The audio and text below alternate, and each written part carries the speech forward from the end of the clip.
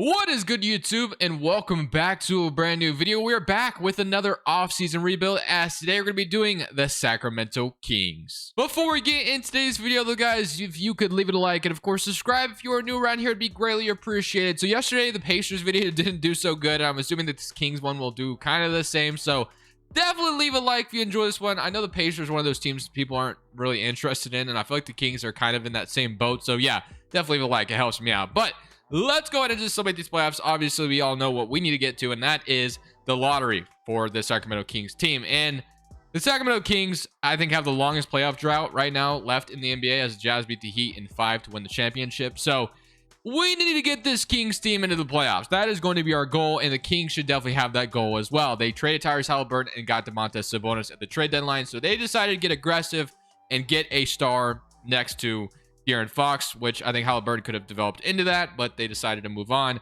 Didn't want to wait, even though Halliburton was really damn good, but they got Sabonis, so that's what they're working with now. It is our time to make this team better and try to make this a playoff roster, because Kings fans need to see their team in the playoffs. It's been too long since it last happened. So of course, it all starts with draft lottery. That's either going to give us the ability to draft someone that can help us or trade the pick, because like I said, we need to be ultra aggressive this offseason, because I feel like the Kings have to feel the pressure of not being in the playoffs for so damn long. The Kings fans are probably getting tired of it, seeing their team year after year just not be good. So like I said, we need to get aggressive. So if we could trade this pick to make the team better, I'm more than down to do that. If we just need to draft, we get in the top 3, we'll probably just draft. But if we're like at number 7 where we're projected, we might trade the pick. We might have to, man, because 7 will definitely get you somebody for sure. Now, I don't know what it'll get you, but we gotta figure out something. So Washington Wizards get number 10. We will probably be doing a Wizards tomorrow, I think. So definitely keep around for that, as I think the Spurs just jumped to the top 4. Yeah, they did. So Spurs are in the top 4. Number 8 is predicted for us. Hopefully it is in us, and it is us. So we get the 8th pick, which, like I said, with being a number 8, yeah, 16th consecutive year that we have been in the draft lottery. So that is not good at all. So we need to find a way to make this roster better. So honestly, I think I might move this pick. I really do. I think I might use this 8th pick to get a star, or another guy here, I guess. I don't know if I'll say star. Sounds like Alvin Gentry will not be the actual head coach of the Kings, which is rather unfortunate, because I think Alvin Gentry is a decent head coach, but they're going to look elsewhere, which is fine. So if we look for our brand new head coach, which there isn't a ton of real head coaches out here, unfortunately. Wish there was more, but I don't think there is. So we got Monroe here, Dwayne Casey. If the Pistons did fire Dwayne Casey, I mean, that would be a decent head coach to go get, which he might be like the only real one. I saw Jeff Hornacek as well, but I mean, I guess you could give Jeff Hornacek another chance, but it's been a while since he's been a head coach. I don't know. I might just get Dwayne Casey, because like I said, there's not a ton of options as far as real head coaches. So we are going to sign Dwayne Casey to be our brand new head coach here in Sacramento, even though we know obviously that's not going to happen, because he is the Pistons head coach and they have not fired him. So I'm just going to get a real head coach. Don't know who the Kings will hire in real life. We'll see how that goes for them. And then if we go to our post-defensive coach, which, has there really been many coach firings? Yeah, Frank Vogel's been fired, obviously. And then Alvin Gentry's just been told he won't be considered for the job, I think. So I don't know. I don't know if there's been a ton of head coach firings. I think Frank Vogel's the only one I can think of, unless if I'm just not thinking of someone. But regardless, Dwayne Casey is the head coach here. Again, that's not going to happen in real life, but there's really not a ton of real options. So we'll go ahead and get our shot doctor. And on draft night, like I said, man, we have the ability to maybe make a move. So Sabonis and De'Aaron Fox sounds like is the duo here, right? So you got Fox and Sabonis, and then you got Harrison Barnes, who's been here for quite some time, never's really turned anything. And then you have Rashawn Holmes, which I'm sure some teams would be interested in him. Terrence Davis, Mitchell, and then you have Justin Holiday, Mo Harkless, and Alex Len. So obviously, you're pretty much looking for a third guy here to get something going for the Sacramento Kings roster. So I like Fox. I like Sabonis. So immediately, I think of a team like the Raptors, who unfortunately just went down 3-0 off after a Joel Embiid three-pointer to win the game, which is in overtime, which is unfortunate. But, I mean, you definitely could try to get some type of guy. Like, is that Siakam, which they've been in the rumors for in the past as well? Do you go ahead and do you grab Russell Westbrook? No, I'm just kidding. We're not going to do Russell Westbrook. Julius Randle. You want to go for him? We need somebody here. And I'm willing to trade the 7th pick in order to make it happen. So I'm going to look around the league and see who would be willing to deal with me And we need to get somebody here to put this Kings team over the top and get them into the playoffs. So if I take a look around the league, just kind of thinking about some possible scenarios. I mean, if John Collins became available, that's maybe something you could try to do as a Sacramento, GM. You could try to get John Collins. And then the other one I could think of is like the Jazz. If they end up losing in round 1, you could maybe go get Gobert, or you could go get Royce O'Neal, or not Royce O'Neal, Donovan Mitchell. I don't know why I said Royce O'Neal, but I don't know. I feel like though Mitchell would have like a say in where he'd want to go, and I'm sure he wouldn't list the Kings as a destination he would want to go to. So I think your most likely scenario is going and talking to the Toronto Raptors and trying to get Siakam or OG Anunoby from them. So I know Raptors fans probably don't want to hear that because Raptors fans love their players, obviously. Fred VanVleet's somebody you don't really need. Siakam is a guy I think you should definitely want. You can have Siakam and Sabonis play next to each other and see how it goes. You just need to try something. So that is what I'm going to try to do. I'm going to try to get Pascal Siakam for the Sacramento Kings team because they need something, and Siakam would be that guy. And like I said, I don't know what the Raptors direction will completely be. They have Scotty Barnes, obviously. They have a lot of good young talent, and then they have like Siakam, OG, and Fred VanVleet, who are kind of on that other wave where you could keep them or you could trade them. So Siakam, do I have to throw in any money to match this? Yes, I do. So I have to throw, a lot of money actually. So you'd have to throw in Harrison Barnes' expiring contract, which it looks like that's the only thing I have to throw in, actually. Maybe you throw in Davion Mitchell. I would be willing to do that for sure. And then you'd probably, if you don't want to trade any other pick in the future, you trade your 8th pick in order to do this. So Barnes, Mitchell, the 8th pick, and then maybe an early or late 2nd. See if they would accept this. And they do. Okay, so that was a lot easier than I thought it was going to be. But we got Pascal Siakam from the Toronto Raptors. So something like that is what the Kings should definitely try to do. They should be aggressive. They want to make the playoffs. They haven't done it in quite some time. So just like that. I don't know if this is exactly a fair offer.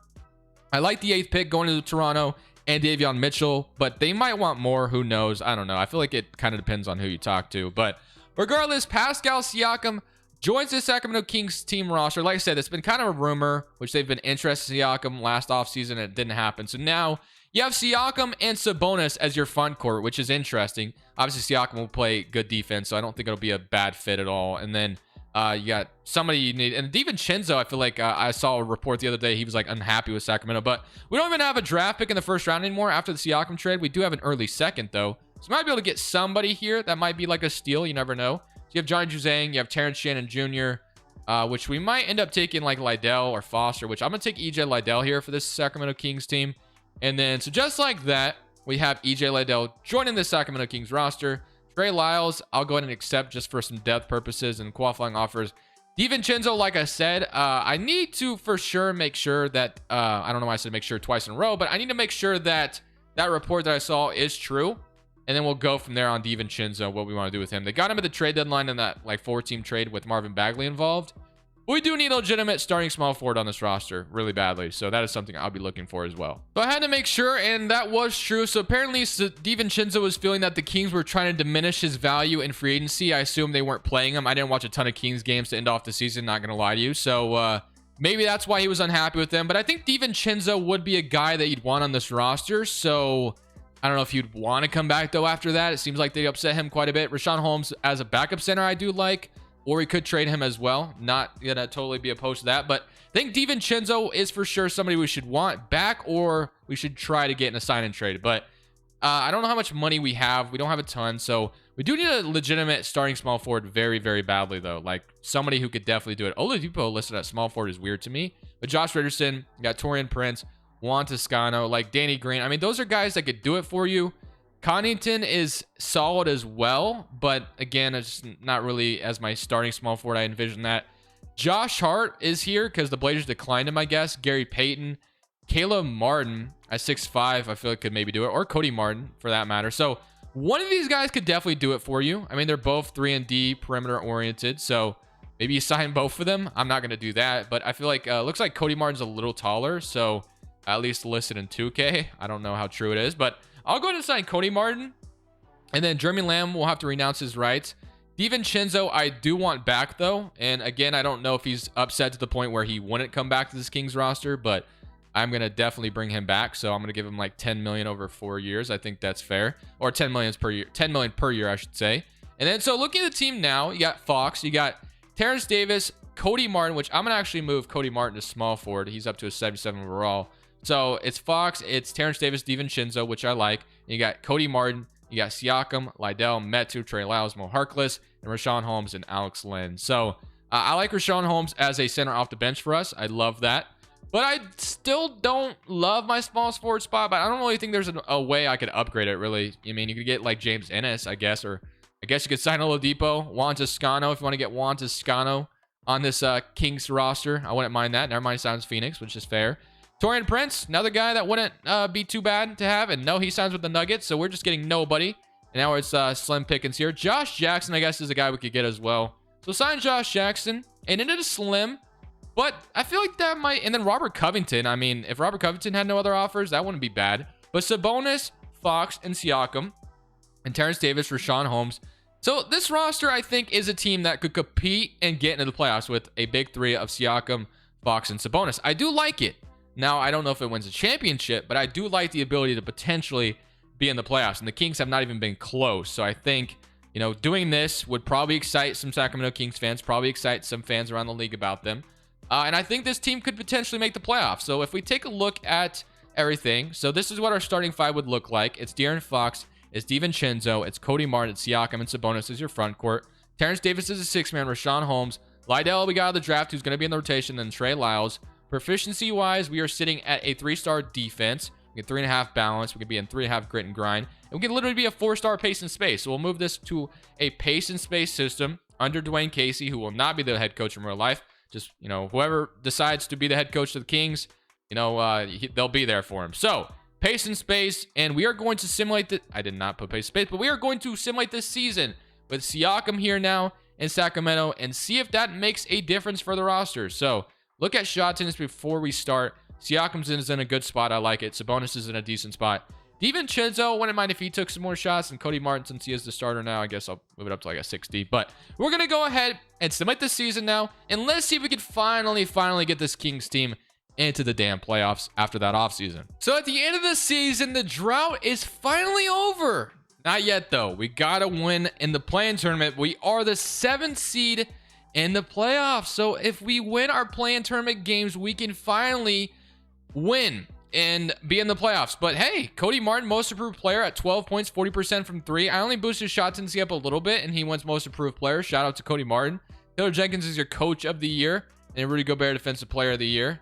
And then Dinwiddie 6-man, Paulo rookie, and then Luka wins MVP. But here's your All-NBA first team with Luka, Ja, Tatum, LeBron, and Jokic. All-NBA second team, Kyrie, Trey, Giannis, Durant, and Embiid. And here's your All-NBA third team. All defense first team, all defensive second team. Did we get like Lydell making it to all rookie team? Nah, not really. Okay, but we are in the play-in tournament going up against the Phoenix Suns, so it'll be definitely a tough matchup. But 25 from Fox, 21 from Siakam, so you got like another guy here who could put up a lot of points next to Fox. Sabonis 14, DiVincenzo with 13, and then 12 from Cody Martin, 12 from Terrence Davis, and 7.5 from EJ Lydell with 4 rebounds and a block per game. So Lydell looks like he was actually really solid for us as a second rounder. But none of this matters if we can't get in the playoffs. We got Siakam. We traded our 7th pick in order to get him because we were desperate and we wanted to make the playoffs. So does it pay off is the question. So let's see if we could beat this Phoenix Suns team to go to the playoffs and be the 7th seed. And I don't know who we get to play out. I wasn't paying attention, but it's a win or go home. We have 2 chances here, which is good, but I would rather just take advantage of the first chance and make it in. So I don't even know if the Suns still have Chris Paul or not. Wow, we won. Or no, wait. Oh, we did win. What am I talking about? So we won. That was actually really quick. That went crazy quick. Okay. I do want to look at the Suns had Chris Paul. They did. So it was Chris Paul, D-Book, same roster pretty much, and we beat them. So W. Shout out to Sacramento for making the playoffs. Now we can play the Pelicans. Now we got Thunder and Rockets as we have the Thunder beating the Rockets, and then we got the Suns getting the playoffs. So on the other side, we're waiting on Charlotte or Miami, and we got Charlotte versus Atlanta in round 1, Boston, Detroit, Philly, Cleveland, Brooklyn, and Toronto, and then Memphis, Phoenix, Dallas, San Antonio, Portland, Utah, and of course us going up against the New Orleans Pelicans. But hey, we're just happy to be here, man. It has been some time since we've gotten to the playoffs, so we're happy to be here. CJ McCollum, Johnny Davis, and then we have Fox, DiVincenzo, Martin, Siakam, Sabonis, Terrence Davis, Rashawn Holmes, EJ Lydell, and Trey Lyles. So like I said, we are ecstatic to be here, man. My goal was to end the playoff drought in this offseason video, and we did just that. So game 1 We're down 1-0. We lose by 2. So Ingram at 32. Terrence Davis was our leading scorer, so that is not a good look. Fox was held to 15 points on 7 of 15 shooting. Fox needs you to take more shots. Game 2. We're down 2-0. 123 to 115. Another close game. De'Aaron Fox has been underwhelming in the playoffs, and this is his first time being there, so I guess I can understand it in a way. DiVincenzo was decent, but obviously we're down 2-0. Game 3. We do win game 3. Okay. And 27. Fox was a lot better for that one. That makes sense. So do we even it up or do we go down 3-1? Let's simcast it because this is going to be an important game 4. So this is at home again. We won at our home. And can we do it again? That's the question. We lost on the road twice. Can we beat them at home twice to even the series? Can we do that? It is a close game. We are taking the lead now, and I think we're taking it, and okay, it's a tie game, so it's not even close to being over. Pelicans do take the 3-1 lead. We lose 111 to 104. Quite unfortunate.